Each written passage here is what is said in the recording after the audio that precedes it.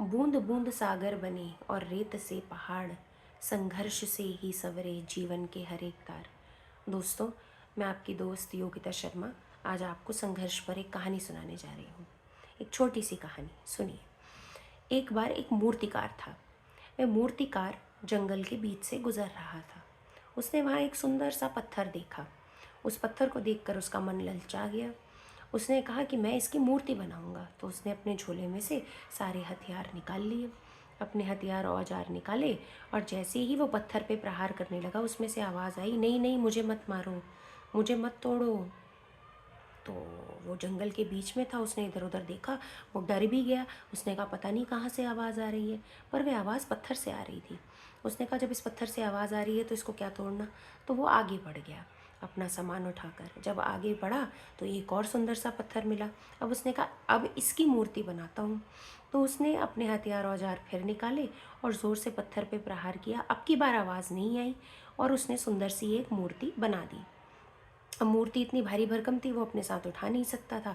उसने सोचा कि चलो पहले गांव पहुंच जाता हूँ, वहाँ से 2-4 लोगों को लेके आऊँगा, फिर इस मूर्ति को ले जाऊँगा। अब वो आगे बढ़ा, आगे बढ़ा तो उसने जंगल पार कर लिया, गांव आ गया। गांव में जैसे ही वह गया, गांव के लोगों ने उसे घेर लिया। बोला कि अब यहाँ एक मंदिर बना है बड़ा सुंदर सा, और इस मंदिर में मूर्ति की स्थापना करनी है, तो जल्दी जल्दी एक मूर्ति बना दो। तो उन्होंने कहा कि मूर्तिकार ने कहा कि मूर्ति क्या बनानी है, मैं तो जंगल में एक मूर्ति छोड़ कर आया हूँ, अभी अभी मैंने बनाई थी, 2-4 लोगों को लेके जाता हूँ, उस मूर्ति को ले आऊँगा। वो जल्दी जल्दी गया और उस मूर्ति को लेकर आ गया। आया तो उस मूर्ति की स्थापना की गई। अब उस पर उसकी पूजा करने के लिए शुरुआत करनी थी। तो उसने कहा अरे एक एक पत्थर की और आवश्यकता है जिस पर नारियल फोड़ना है।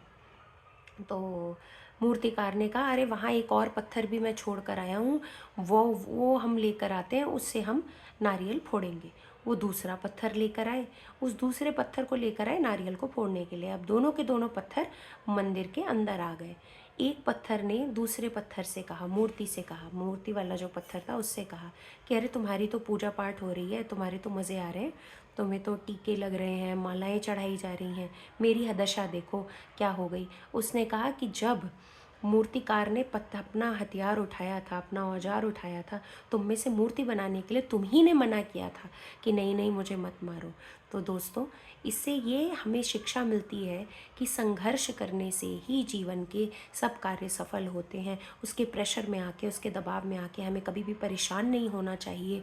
हमेशा एक मूर्ति जिसमें से एक पत्थर जिसमें से मूर्ति बनाई गई उसकी पूजा हो रही है, और दूसरा पत्थर नारियल फोड़ने के काम आ रहा है।